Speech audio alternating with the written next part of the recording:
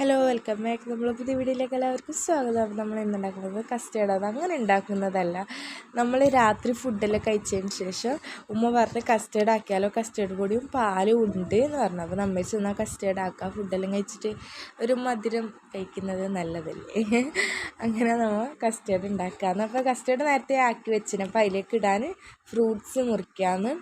അപ്പോൾ ഉറുമാമ്പഴം ഇങ്ങനെ മുറിക്കുന്നത് എളുപ്പത്തിൽ എന്താ പറയുക തൊല്ലി കിട്ടും, അങ്ങനെ സ്മൂത്തായിട്ട് വീണു കിട്ടും. മറ്റേ ചില നമ്മൾ കൈയോട് തൊല്ലുമ്പോൾ കുറേ പാടുകൊണ്ട് എന്താ പറയുക അതിൻ്റെ ആ വെള്ള സാധനം വരുമ്പോൾ ഒരു കയ്പ്പല്ലേ. ഇതാകുമ്പോൾ അങ്ങനെയില്ല, ഇത് മുറിച്ചിട്ട് മറിച്ചിട്ടിട്ട് എന്തെങ്കിലും ഇട്ട് ബാക്കിൽ നിന്ന് അടിച്ചെങ്കിൽ എല്ലാം നല്ല പോലെ വീണ് കിട്ടും.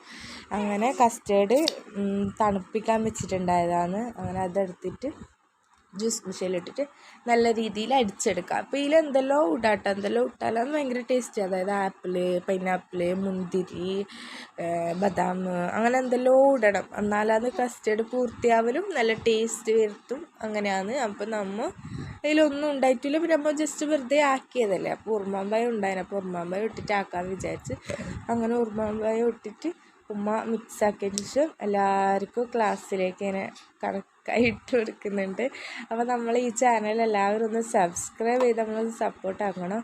ഉമ്മാൻ്റെ ഏറ്റവും വലിയൊരാഗ്രഹമാണ്, ഞാൻ എല്ലാ വീഡിയോയിലും പറയലുണ്ട്. അപ്പോൾ ഒന്ന് എല്ലാവരും ഒന്ന് സബ്സ്ക്രൈബ് ആക്കണം. സബ്സ്ക്രൈബർ വളരെ കുറവാണ്. എല്ലാവരും ഒന്ന് സബ്സ്ക്രൈബ് ആക്കി സപ്പോർട്ടാക്കണം. അപ്പോൾ നമ്മൾ ഇന്നത്തെ വീഡിയോ ഇത്രയില്ല. അപ്പോൾ എല്ലാവർക്കും ഇഷ്ടപ്പെട്ടെന്ന് വിചാരിക്കുന്നു.